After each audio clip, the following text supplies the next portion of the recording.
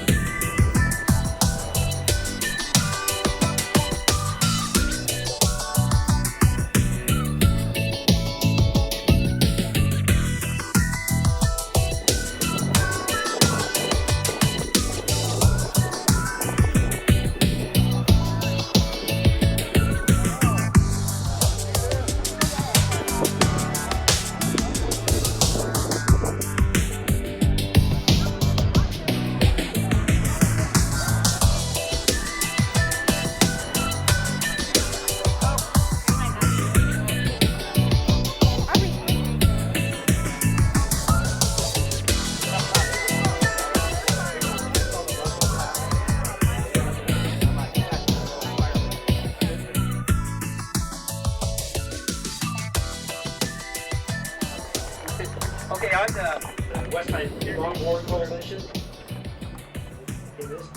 Got together and we put our heads together and we started looking for artifacts. And we're working hard and we're working with the city of Santa Cruz.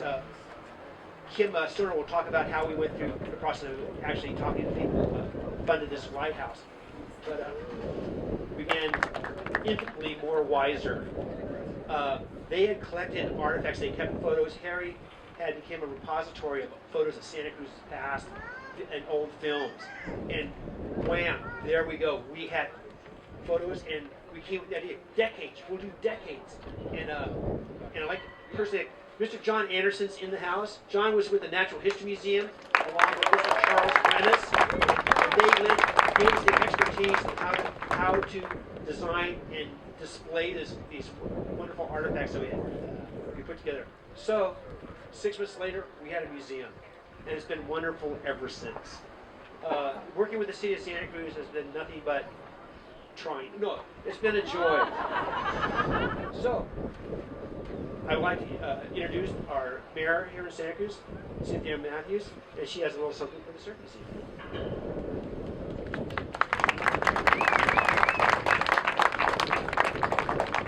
This is great, and I know there are going to be lots more stories, so I don't want to take up any more time, but it's great to hear the genesis of this, and I think you all know you're here. I mean, this is just, it's an iconic feature, but it's also just such a part of our culture here, and I love that we've got the bronze plaque about the Hawaiian princes, and we have just generations represented here, and the partnership between the Let's Go Build a Museum and the city and the Abbott family coming together, this is just an absolute treasure. You all know that. It's a favorite for locals and a destination for visitors.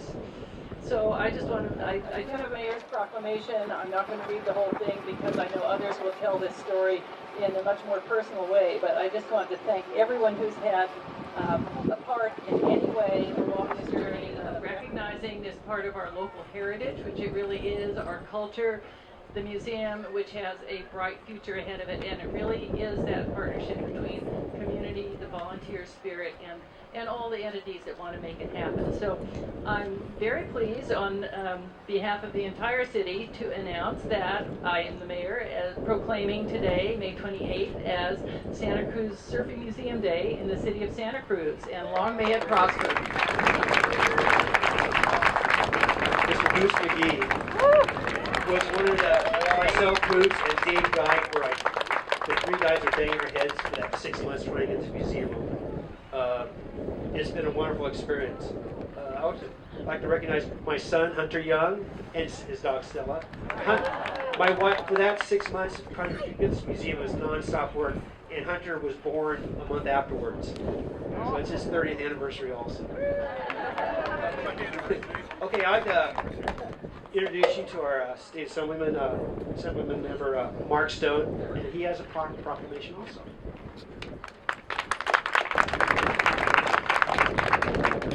Thanks, Dan. The story that I love to tell about surfing, and this is why all of this is so important, is the story of the three princes who came here, cut lumber from up in the San Lorenzo Valley, shaped their boards in Santa Cruz at a mill there off of Cedar Street, floated them down the river, and were the first surfers to surf outside of Hawaii in the continental United States, probably anywhere. So if there's any place that actually lays claim to the origin of surfing, or actually Surf City, that is Santa Cruz. Let's celebrate 30 years of this museum, and it's just the first 30 of many, many more of such an iconic and important function for Santa Cruz and for who we are and what we portray to the future generations. Congratulations to the museum. Congratulations to everyone who's been a part of this museum and the culture. And we have that. Rosemary Rice. So, local time surfers. Ginny Mitchell. Wonderful. Where's the family? It's like, here's a surf family that's been around a long time. You know, what other family has a cove named after them? Holy moly. Ever written on a charter or map of the Santa Cruz location was noted by Juan Rodriguez Cabrillo, dated November 17, 1542, and again in June of 1579 by Sir Francis Drake. These markers indicated a point of land at the northern entry of Monterey Bay, which became known as Santa Cruz Point to later mariners, and today is Lighthouse Point. And we're all here today at this place of special significance. So how did the Surfing Museum idea originate? There were different opinions as to who came up with it first. However, it was the Santa Cruz Surfing Club. There's three gentlemen here that are still survivors. The Santa Cruz Longboard Union, which is hosting the contest over here today and tomorrow. The West Side, and the West Side Longboard Coalition, and the Surfrider Foundation, as well as the surfing community in general, have all joined together to make this lighthouse a surfing museum. So to summarize a little bit of the history, in 1985 we approached Jim Lang with the City of Santa Cruz Parks and Recreation Department with our idea. And after receiving the blessing of the Abbott family, who originally built this lighthouse as a memorial to their son Mark, who died in a surfing accident at Pleasure Point, the process was started. Okay, well, thank you very much for attending the ceremony. Thank our dignitaries for taking the time off on the Memorial Day weekend. And we're going to go cut a cake. So please join us for refreshments, and thank you.